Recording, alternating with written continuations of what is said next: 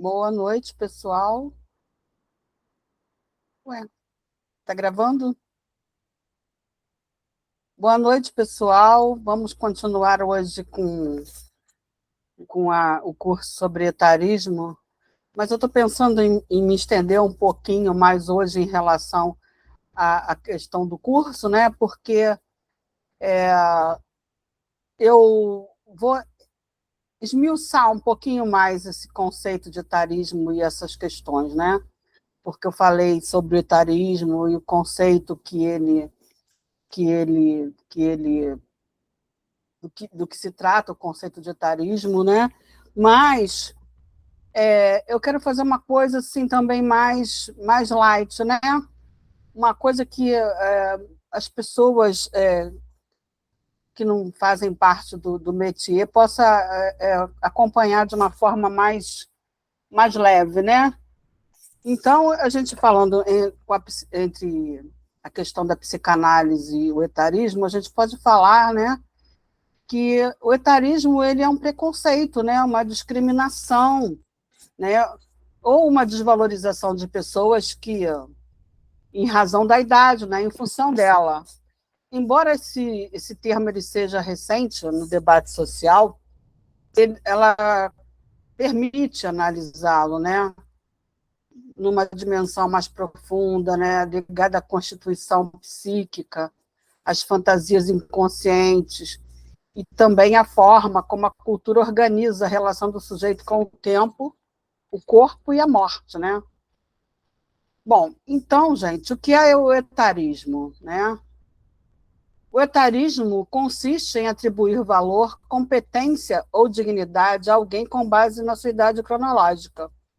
Ela pode correr em duas direções principais: contra os idosos, porque se pressupõe uma incapacidade, uma inutilidade, uma obsolência, né? A pessoa já passou do tempo, como a gente fala, né? O que está fazendo aí? Já passou do tempo, como é? Vai se aposentar, não tem mais função. Mas também pode ser contra os jovens, né? Quando se considera a falta de maturidade ou a incapacidade para tomar decisões, né? Uma capacidade estrutural, uma incapacidade estrutural. Então, na maioria das sociedades contemporâneas, especialmente nas culturas marcadas pela valorização da produtividade, né? Da performance, da juventude, e o etarismo ele tende a se dirigir, sobretudo, ao envelhecimento. Bom, então, o envelhecimento, na teoria psicanalítica, embora clássica, a psicanálise clássica, né, não tenha produzido uma teoria sistematizada do envelhecimento, né, sistemática, vários conceitos permitem compreender a experiência psíquica da passagem do tempo. Em Freud, né, o tempo psíquico ele não é linear, como o tempo cronológico. O inconsciente ele não envelhece. Como a gente falou na última aula, né, professor Márcio? Ele não é crono, por isso que eu voltei a essa questão. Então, o, o inconsciente ele não envelhece. As experiências infantis elas permanecem ativas na vida psíquica e retornam sob a forma de sintomas, de fantasias e repetições. Então, gente, essa característica do inconsciente, né, de ser linear, né, não linear, não como o tempo cronológico, ela é uma característica que cria um paradoxo importante, né? O corpo envelhece, mas o desejo não envelhece da mesma forma, né? Por isso, muitas vezes, o sujeito se percebe internamente mais jovem do que o corpo que habita. Esse descompasso pode produzir sofrimento psíquico, vergonha ou estranhamento diante da própria imagem. E o narcisismo, né, à vista da e o etarismo à vista da psicanálise, ela também ela observa, né, o etarismo como um fenômeno ligado ao narcisismo cultural, que nas sociedades que exaltam a juventude, o corpo jovem ele passa a funcionar como ideal narcísico coletivo. Tudo aquilo que lembra fragilidade, decadência corporal, dependência, proximidade da morte, torna-se algo rejeitado ou recalcado, né? Porque a produtividade em primeiro lugar, e quando ela não atende às especificações do que é ser produtivo na ideia do capital, né? A pessoa acaba sendo rejeitado, né? Nesse sentido, o idoso pode ocupar simbolicamente o lugar do estranho social. Ele encarna aquilo que o sujeito não quer reconhecer em si mesmo. As pessoas, em geral, dizem: não quero ficar velha, não quero envelhecer, não quero ficar com ruga. Existem as cirurgias plásticas e todas as outras coisas, ferramentas cosméticas, outras coisas que as pessoas elas não querem envelhecer, né? Porque o envelhecimento ele se torna o sujeito rejeitado, né? Existe essa rejeição ao envelhecimento, né, do outro, que pode ser entendida como defesa contra a própria finitude. Então, ninguém quer envelhecer porque ninguém quer morrer. Então, essa finitude é como se fosse um machado na cabeça de cada pessoa, né? Porque se você compara o envelhecimento com a morte, né? As pessoas querem fugir disso, né? Porque é uma defesa, né? A gente vai falar sobre isso agora, que o etarismo como defesa contra a morte, né? Então, envelhecimento confronta o sujeito com a dimensão da mortalidade. Na teoria freudiana, né, esse confronto ele toca diretamente o conflito entre Eros, que é a pulsão de vida, e Thanatos, que é a pulsão de morte, né? Então, a cultura contemporânea ela tende a privilegiar vitalidade, produtividade, juventude, desempenho. Enquanto isso, né, o envelhecimento lembra da inevitabilidade da morte, né? O etarismo, então, ele pode funcionar como uma forma de negação coletiva da finitude. Eu digo, assim, nas minhas elucubrações, né, o ser humano tem medo de duas coisas muito contundentes, né? Ele tem medo da liberdade, ele tem medo da morte. São duas coisas que o ser humano tem, porque o ser humano ele sempre procura um salvador, um pai, né? Um que encaminha. Ele não se sente plenamente livre. O medo da morte é natural, porque ninguém sabe o que vai encontrar do outro lado, né? Se existe um outro lado, ou o que é realmente a morte, né? Essa incompreensão da finitude gera um conflito muito grande dentro do ser humano, né? E aí desvalorizar o idoso torna-se inconscientemente uma tentativa de afastar a angústia do pensamento, da ideia da morte, né? Da própria morte. Então, e também é dos outros, as pessoas com que a gente convive, ama, né? É doloroso. O luto não é uma coisa fácil. Então, existe, né, na teoria psicanalítica, quando o sujeito ele organiza a sua identidade em torno de ideais, né? E Lacan ele estabelece o ideal do eu, né? E que está relacionado à imagem valorizada socialmente. Quando o ideal cultural é jovem, produtivo, autossuficiente, fisicamente ativo, o envelhecimento pode ser vivido como uma ferida narcísica, né? O sujeito passa a sentir que ele já não corresponde a esse ideal, né? Ele tornou-se invisível socialmente. É muito duro, né? Às vezes, eu tenho observado nas ruas quando eu ando, quando vejo quando as pessoas estão tão idosas, elas estão tão sozinhas, estão abandonadas, é, elas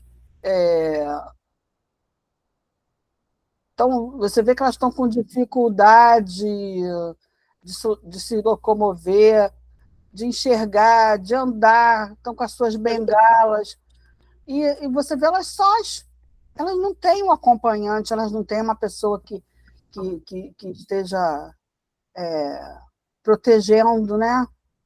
Então, ela perdeu o valor simbólico, né? Ela se tornou invisível, perdeu o valor simbólico.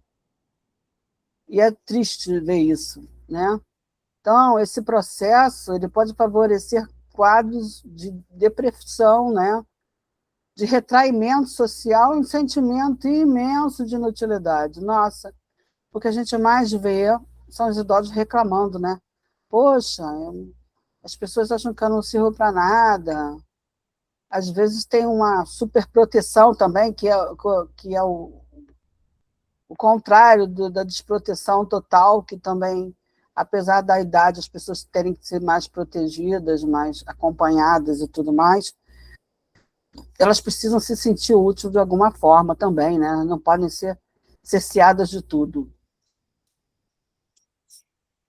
Então, um ponto importante, né, na clínica psicanalítica é o preconceito, que o preconceito ele pode ser internalizado. Quer dizer, né, o próprio sujeito que envelhece, ele pode incorporar essa lógica social que o desvaloriza. Isso pode acontecer em frases: já estou velho demais para isso, minha vida acabou, agora é só esperar a morte. Nesse caso, o etarismo deixa de ser apenas social e passa a funcionar como uma identificação inconsciente com a exclusão, né? Dessa exclusão que a pessoa começa a passar, né? A se sentir excluído num lugar de poder e de valoração. Então, do ponto de vista tanto antropológico quanto psicanalítico, né? O envelhecimento também possui uma função simbólica fundamental, a transmissão entre gerações, que é uma transmissão simbólica, né? A experiência acumulada ela permite narração de histórias, transmissão de memória, sustentar tradições, oferecer a elaboração simbólica da experiência humana, né? Ideias, né? Ideologias, modos de pensar, de agir, né? Quando a gente fala da antropologia, são modos de pensar e de agir.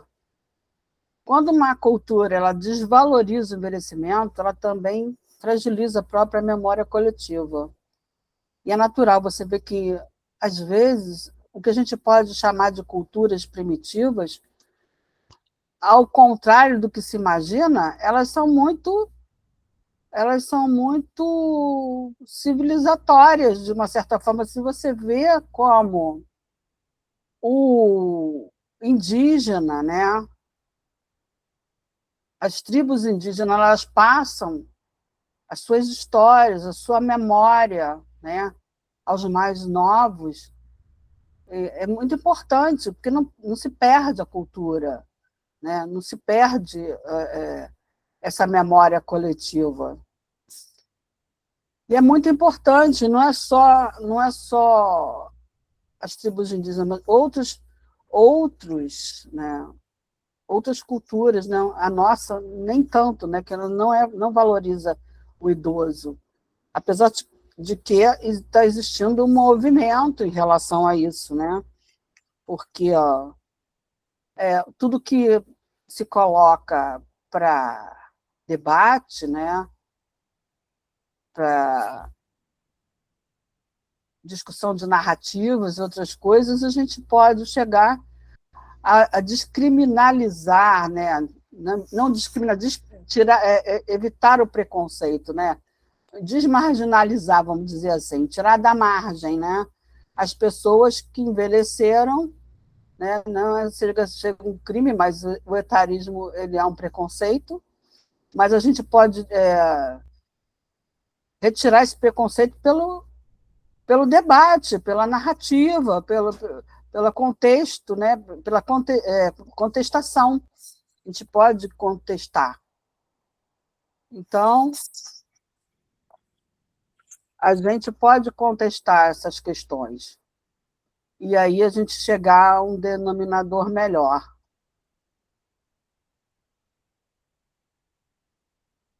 Então, a gente vai falar sobre a clínica psicanalítica do envelhecimento, né? Então, na clínica, o envelhecimento ele pode reativar diversos conflitos psíquicos, né? Perdas narcísicas, né? A pessoa perde, ela vai envelhecendo, vai ficando mais enrugada, a, perdendo a flexibilidade da pele, né? De uma certa forma, a beleza, né? Como ela é culturalmente instituída, ela vai sendo descartada da sua função produtiva, que é o trabalho, e até de uma certa potência, né? De poder mesmo, né? De ter poder, de ter seu lugar no mundo, vai ficando mais esquecidos, vão ficando mais abandonados. Existe também a questão dos lutos acumulados, né? A pessoa com mais idade ela já perdeu muitos entes, né? E toda perda é um trauma, né? As pessoas ficam fragilizadas, elas vão, de uma certa forma, sentindo que, assim, tipo, poxa, daqui a pouco vai chegar a minha vez, não é não? Então, existem essas mudanças também de papel social. A pessoa vai sendo desvalorizada, né? De uma pessoa reconhecida, valorizada, vai se tornando uma pessoa, vai se tornando, não, vão tornando ela uma pessoa sem função no mundo, né? E para a pessoa que está envelhecendo, é essa dor da confrontação com a morte, né? Da morte estar sempre mais perto do que ela pensava quando ela era mais jovem. Mas também, né? Ela também pode abrir, mas não é só coisas, não são dificuldades que vem com o envelhecimento, né? Ela também pode abrir espaço para a elaboração da história de vida, né? Integração de experiências, né? Ressignificação do desejo. Na clínica, a gente pode fazer essa elaboração, né? Fazer com que as pessoas entendam a importância, né, das suas experiências vividas e quanto ela pode ser importante para contexto social, cultural. Eu, como faço história também, então, quando a gente fala em história, né, elaboração de história, integração de experiências, né? A gente fala de história, existe uma história que está sendo feita, que é uma história oral. Essa história oral, ela é uma perspectiva, né, de retratar a história cotidiana das pessoas, a sua importância dentro do contexto social.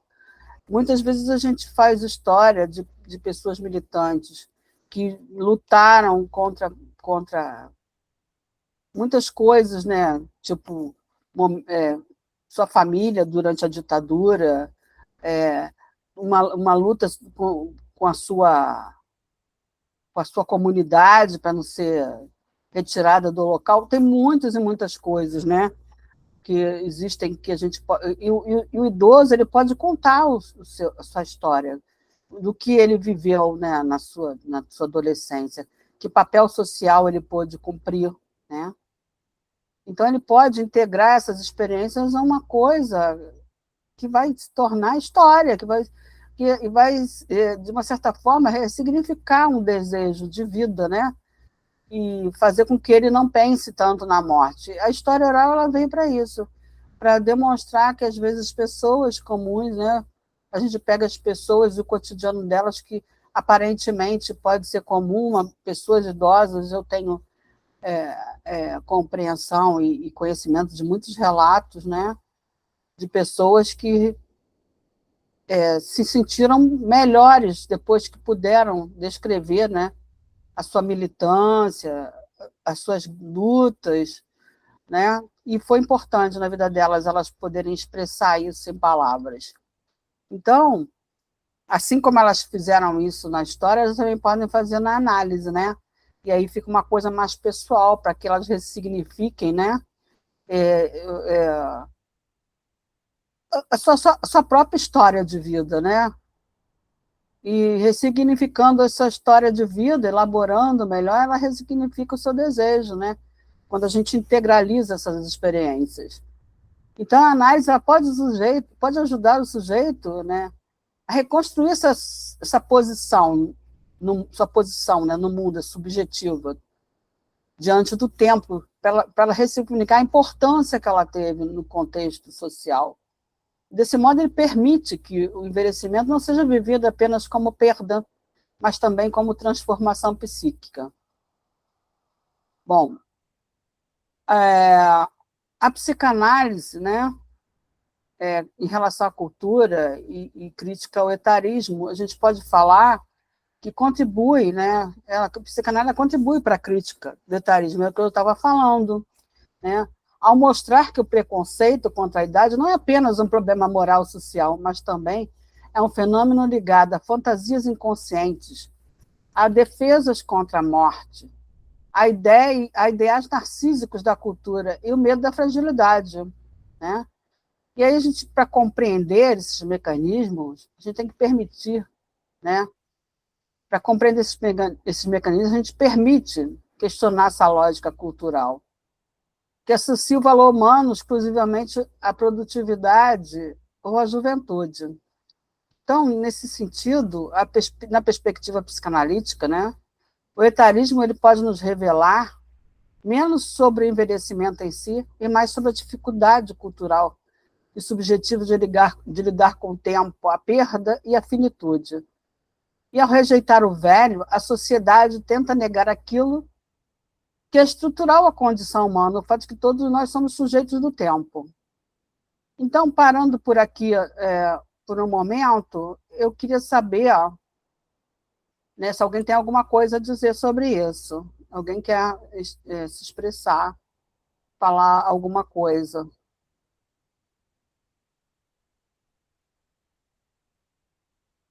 Ok, vamos lá. Então, o que nós podemos falar sobre o etarismo e o narcisismo contemporâneo, né? Então, o etarismo ele pode ser compreendido, né, como um fenômeno profundamente articulado ao narcisismo cultural contemporâneo.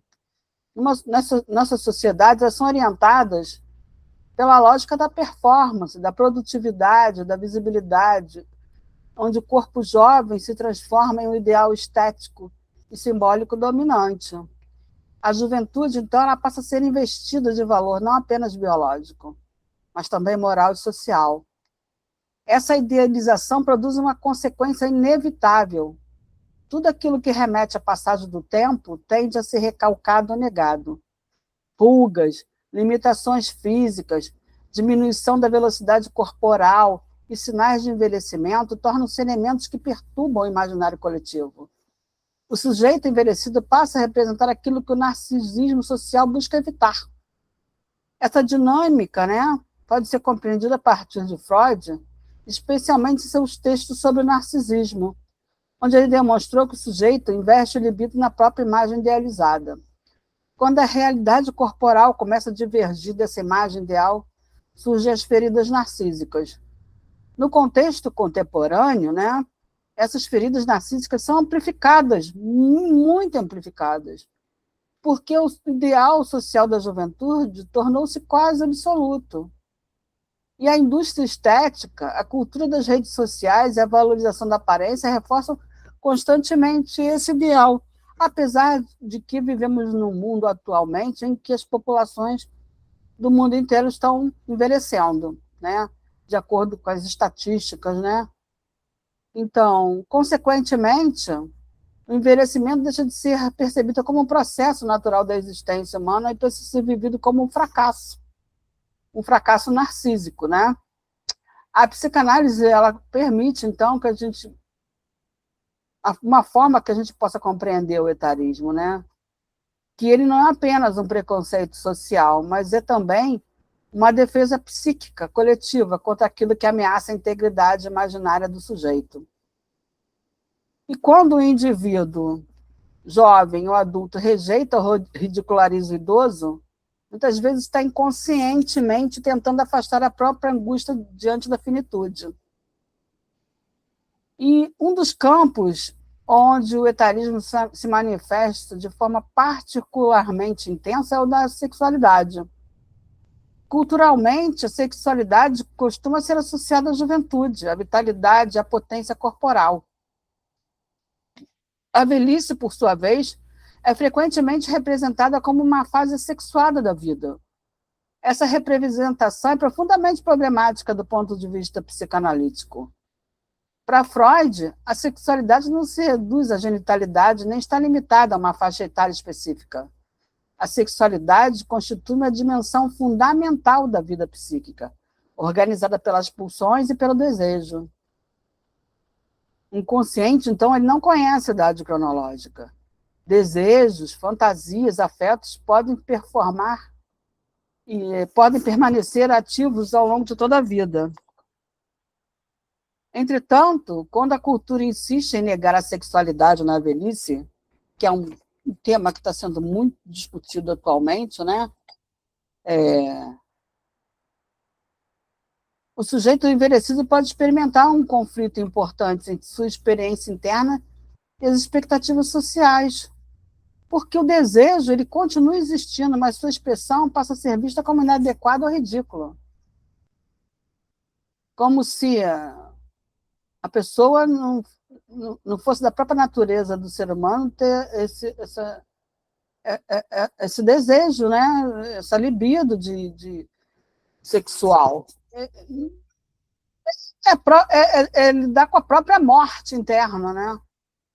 Então, esse fenômeno ele pode gerar vergonha do próprio desejo, repressão da vida afetiva, isolamento emocional, sensação de inadequação. A situação torna-se ainda mais difícil e mais complexa quando o corpo envelhecido ele passa por transformações fisiológicas que exigem novas formas de vivência da sexualidade, né? Todos nós sabemos muito bem do que eu estou falando. Neste contexto, né, a psicanálise propõe uma perspectiva diferente, porque a sexualidade não desaparece com o envelhecimento, ela se transforma. O desejo pode se deslocar para dimensões mais simbólicas da relação amorosa, como intimidade emocional, cumplicidade, ternura, partilha de experiências. Então, a clínica psicanalítica pode usar o sujeito a reconstruir uma relação mais integrada entre corpo, desejo e envelhecimento.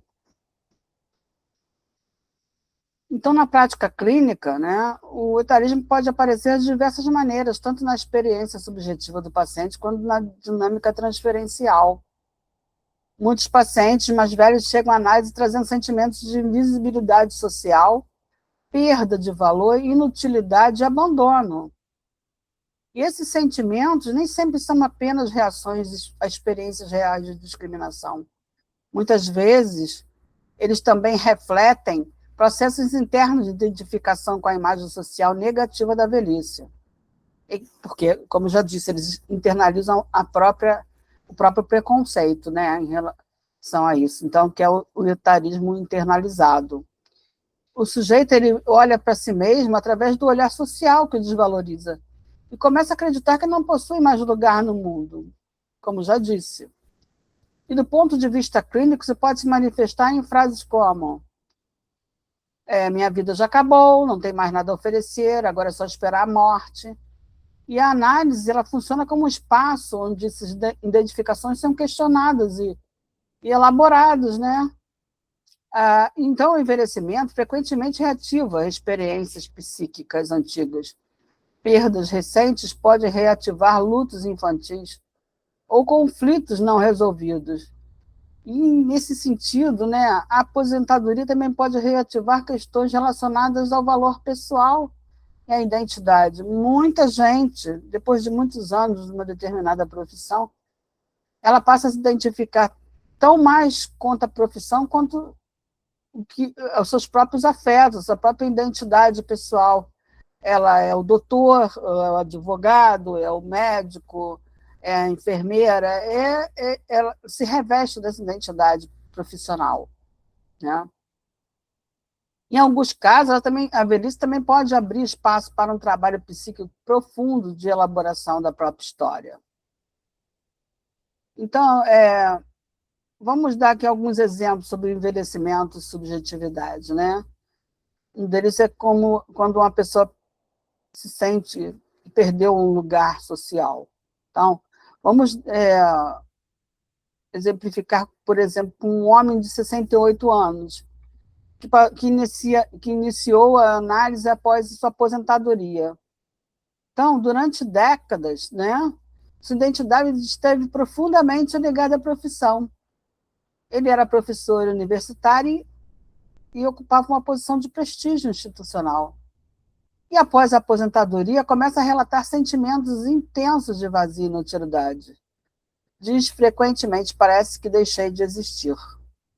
Então, gente, do ponto de vista psicanalítico, observa-se que sua identidade estava fortemente apoiada no reconhecimento social, né?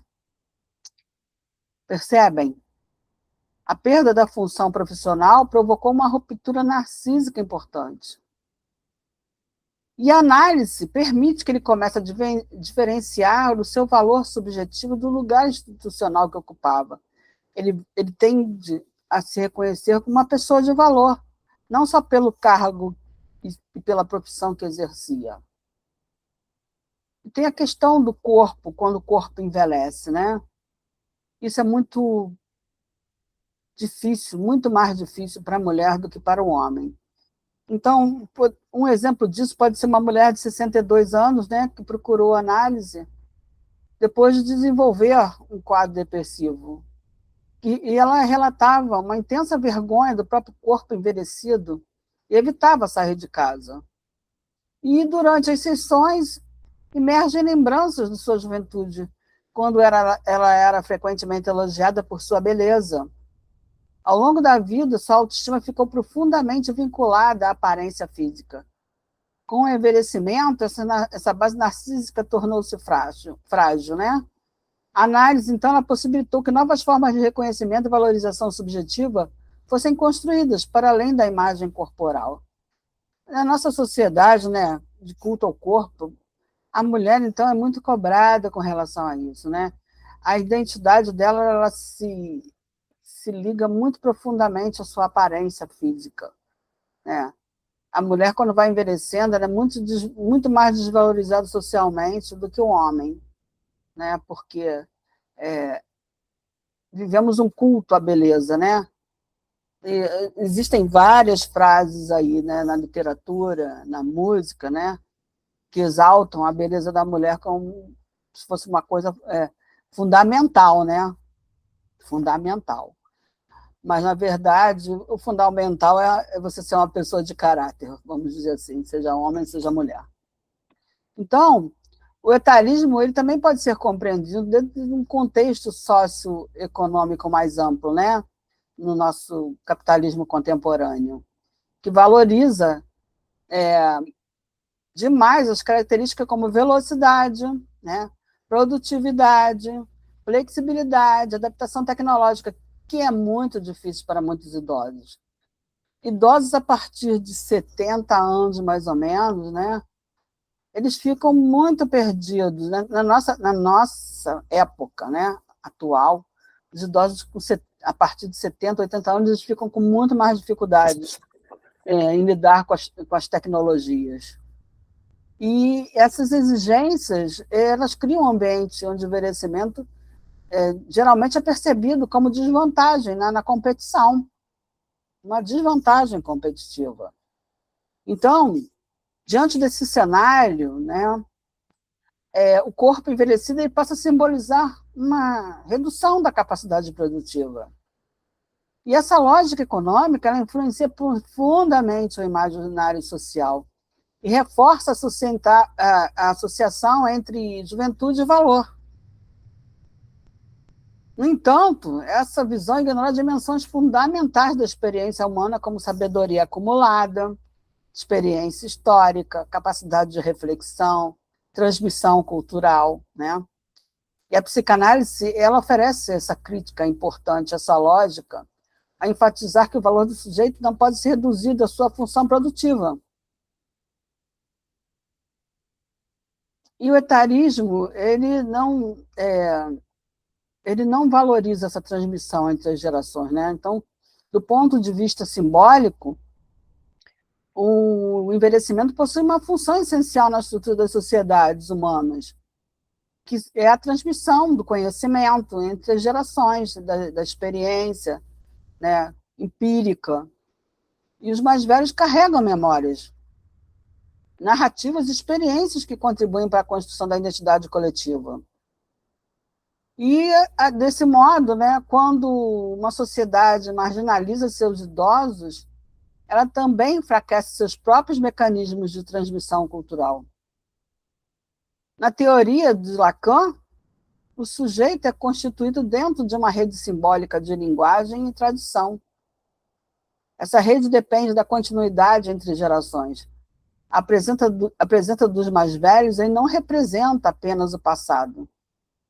Ela também sustenta a possibilidade de continuidade histórica, né?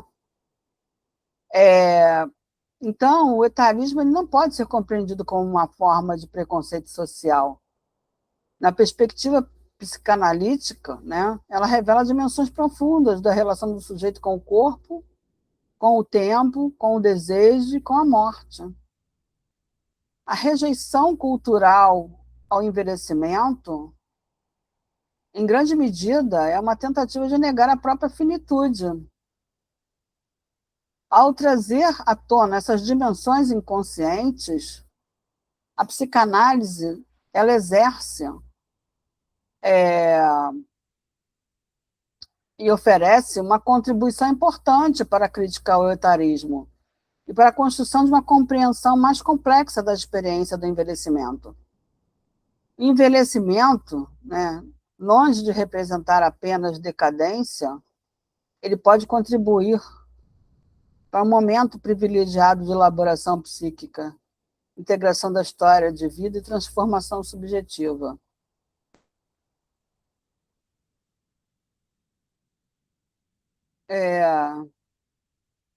Então, como temos mais tempo, eu vou começar a falar sobre os fundamentos sociológicos e psicanalíticos, né?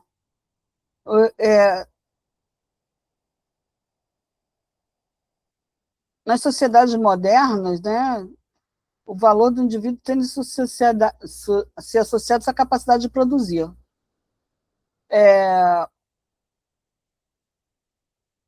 A psicanálise aí ela permite ir além da descrição sociológica e investigar os fundamentos inconscientes desse fenômeno, né?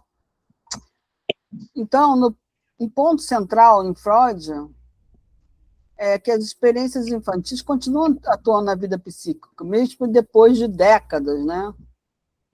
Embora o corpo envelheça, o mundo psíquico mantém certa continuidade. E essa dissociação entre tempo biológico e tempo psíquico produz um fenômeno frequentemente relatado por pessoas idosas, né? A sensação de que por dentro ainda se sentem jovens. E a coisa mais... Uhum, tá certo.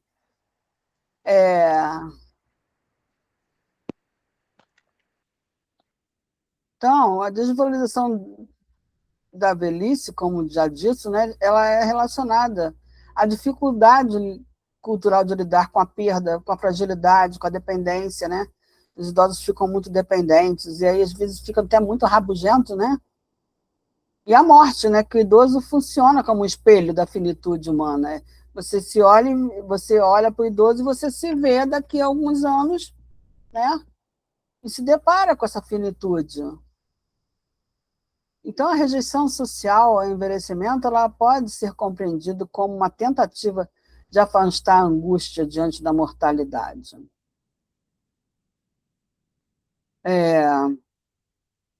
Então, como Freud já disse, como Freud já disse, que o narcisismo ele descreve, Freud descreve o narcisismo como um investimento libidinal na própria imagem, da onde o sujeito constrói um ideal de si mesmo, né? O ideal do eu, que é influenciado pela cultura. E na sociedade, a juventude tornou-se um dos principais ideais narcísicos, né? E reforçado por diversos fatores, né?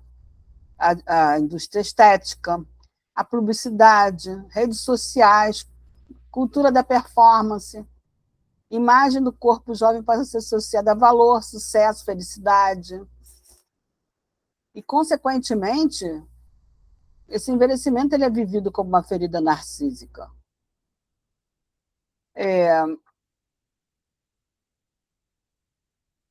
Então, essas feridas narcísicas, né, ajudam a compreender essa experiência, né, quando o sujeito não elabora, né, essa questão do envelhecimento, né? Tem muitos, não tem a psicanálise não, apesar dela não ter elaborado uma teoria sobre envelhecimento, alguns conceitos que ajudam a gente a compreender essa experiência é o narcisismo, né? O luto, as pulsões, o ideal do eu.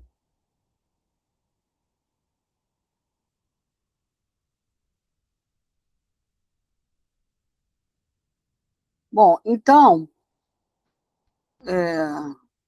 nós estamos vivendo um desafio na nossa contemporaneidade, né? Como eu tinha falado, a questão da sociedade contemporânea enfrentar esse paradoxo, né? Porque as pessoas vivem cada vez mais, mas a cultura continua valorizando principalmente a juventude. E esse paradoxo ele exige que a gente reflita ética, culturalmente e também psicanaliticamente essa questão. Nesse sentido, a psicanálise ela pode contribuir para essa reflexão, né? Ao revelar as fantasias inconscientes que sustentam o etarismo.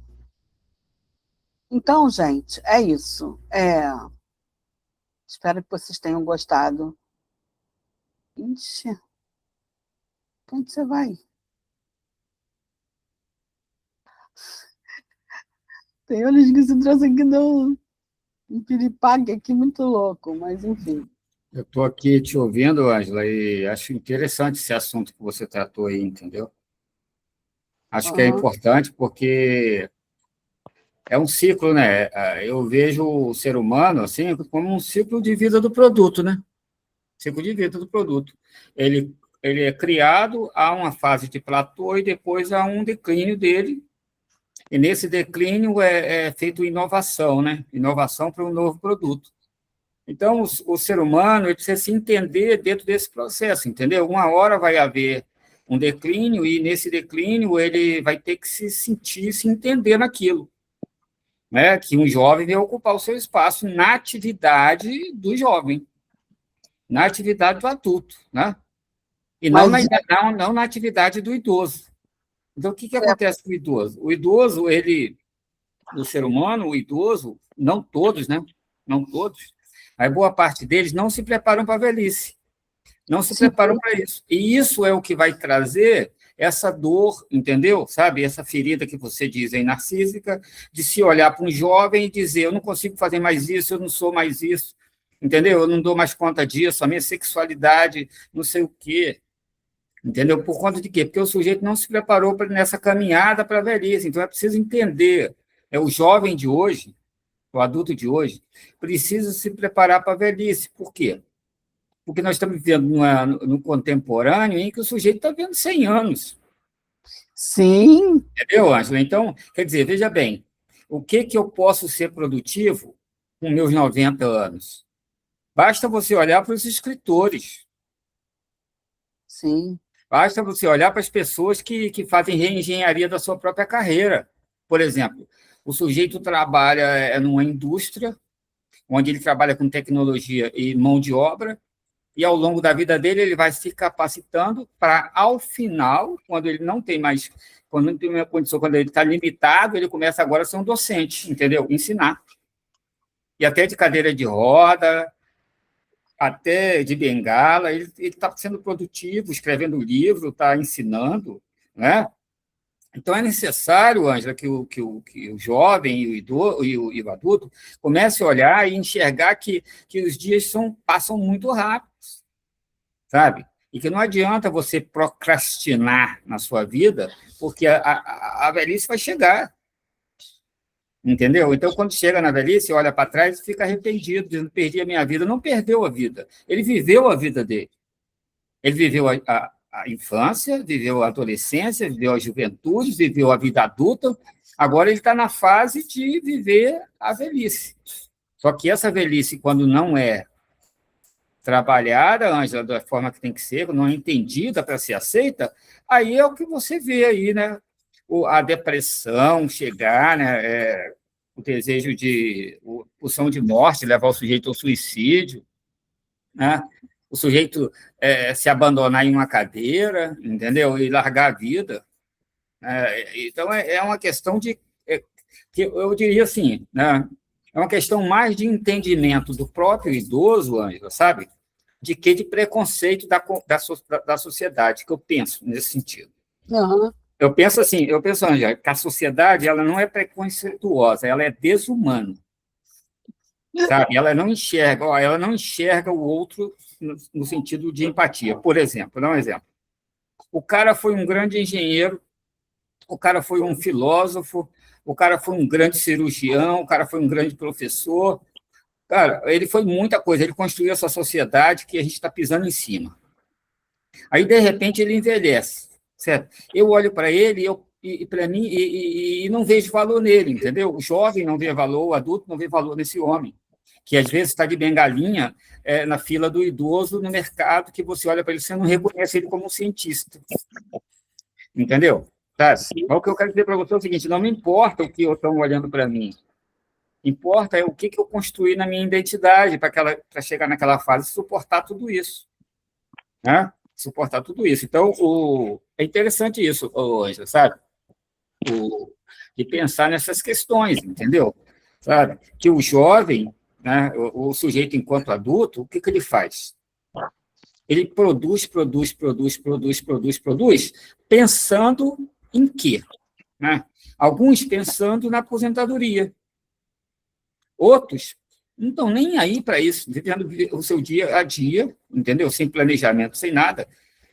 E, além de tudo, na arrogância do adulto, sabe? Perdendo relacionamentos, perdendo amizades, se isolando, se encastelando, sendo dono de si mesmo, sem achar que necessita de um conjunto de relacionamento, de se preparar. Quando envelhece, abandonado pela família, abandonado pelos amigos, entendeu? Se vê sozinho e reflete sobre aquilo, e aí vai parar onde? Vai parar na análise. Tem jeito, sabe? Sabe? É uma questão de entendimento. É lógico que a gente olha para um jovem hoje, até para um adulto, né? E quando a gente olha para ele, a gente volta lá para a infância e olha aquela criança que começa a desenvolver o seu ego e querer ocupar o seu espaço, né? E que empurra a outra, e que quer tomar o brinquedo da outra, e que não respeita a outra, que parece que não tem empatia pela outra, você vê essa mesma figura renascer num adulto que não respeita o idoso. Entendeu? Principalmente, por exemplo, Ângela, na usurpação das suas aposentadorias. Sim. Entendeu? Você vê aí, né? Você vê, Ângela, sabe assim, o retorno, né? Do mesmo, sabe, daquilo que acontece com aquela criança que inconscientemente ela se coloca no grupo ali, querendo ocupar o espaço, querendo tudo para ela, querendo ser altamente egoísta, egóica. Você vê isso no adulto em relação ao idoso, sabe? Sim. Então, o adulto ele mantém essa característica. E o idoso? O idoso não se preparou para receber isso. Você lembra do Dino, da família Dinossauro? Você lembra daquela cena de jogar o idoso no piche? Você lembra disso? Eu sei. É uma crítica violenta sobre isso. A pessoa ficou idosa, levava até a beira de um precipício, né? E É, jogava o idoso no piche, entendeu? Era a cultura do é pessoal do verdade. dinossauro. Mas aquilo ali nada mais é que uma crítica social violenta, entendeu? Interessante se eu lembrar disso. É uma crítica violenta, Ângelo, sobre aquilo. Então, eu acredito que, assim, né, não adianta, sabe? Não adianta. E aí é trabalhar essa questão mesmo na clínica, por exemplo, né? De chegar para um idoso desse que olha agora para trás, só olha para trás, não consegue olhar para frente, entendeu? Sabe? Sim, Nas suas culpas, nos seus sim. recalques, querendo até, de repente, culpar filhos, culpar ex-esposa, culpar governo, política e tudo, pelo caos que ele está. Mas, na verdade, todo mundo tem alguma coisa a ver com isso, mas ele, principalmente, foi aquele sujeito que não se preparou para essa velhice. Tanto é, professor Márcio, que se o senhor observar, pelo menos aqui eu sou muito observadora, né? Você anda pela rua e você olha para dentro dos bares, e a maior parte das pessoas que estão dentro dos bares durante o dia são idosos. Perderam completamente o sentido de qualquer coisa, porque se aposentam e acham que não precisam fazer mais nada, né? Basta sentar no bar, bater um papo, passar o tempo, quando podiam estar sendo produtivos e fazer coisas muito legais, né?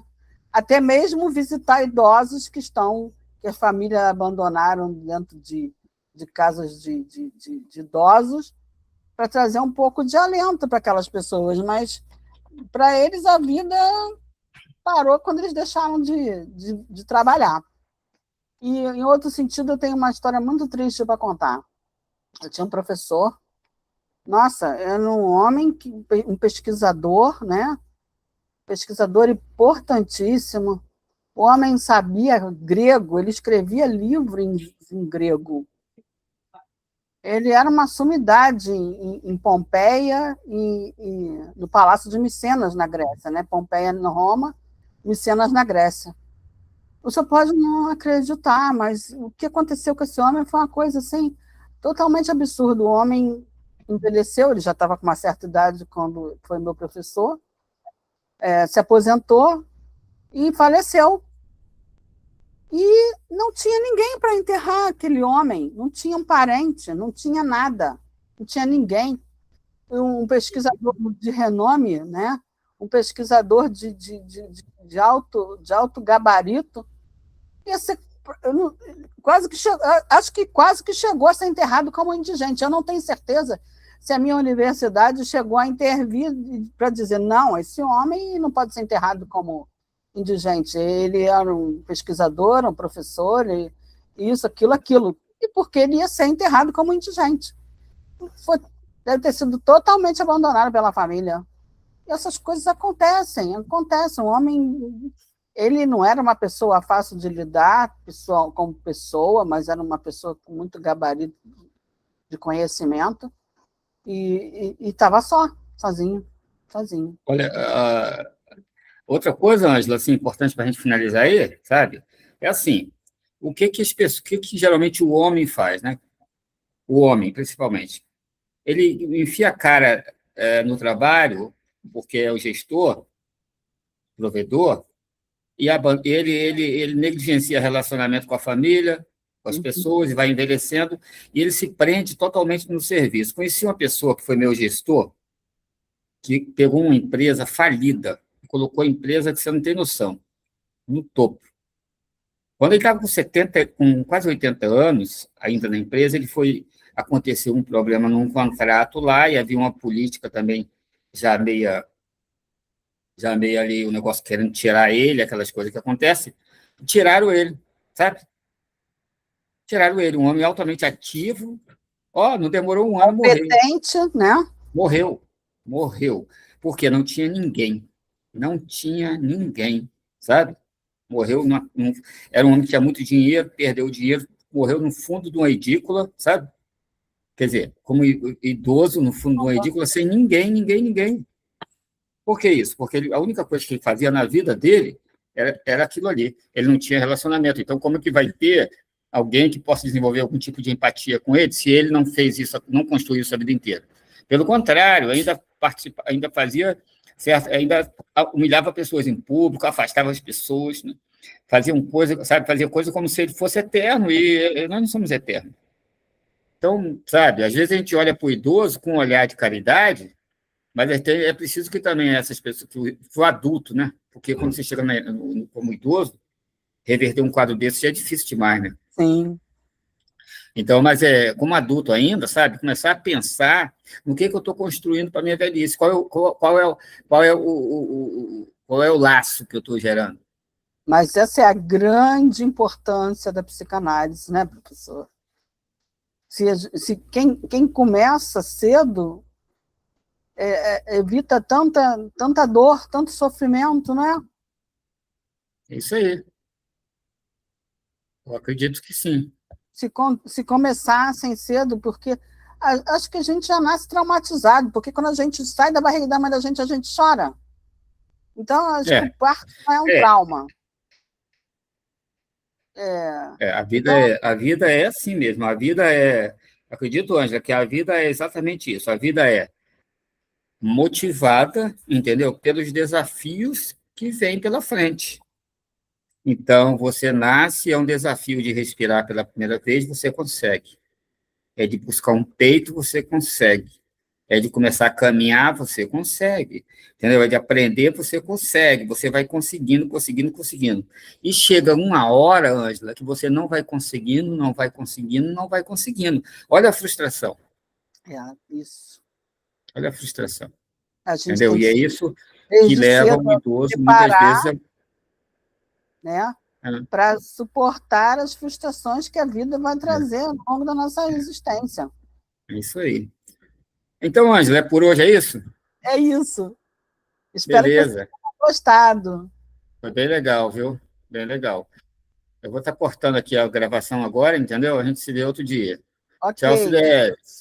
Eu perdi aqui, sumiu para mim aqui o negócio das mensagens, eu não consigo nem ver a lista de presença, mas depois, se o Ah, senhor eu puder. coloquei a lista aí, mas eu posso te. A Botou, lista mas eu fica. Aham. botou A sim, eu lista. vi, mas eu não Eu consigo acessar. coloquei a lista, eu coloquei a lista, sim, eu coloquei a lista. Está nas mensagens aí. Mas eu não consigo acessar mensagens, alguma coisa deu errado aqui, não sei o que foi, que eu não consigo acessar as mensagens. Eu mando para você, tá tudo bem. Ok. Boa noite a todos. Boa noite, professor. Boa noite, Cidenes. Muito Boa obrigado noite. pela presença de vocês. Falou, um abraço, tchau. Tchau.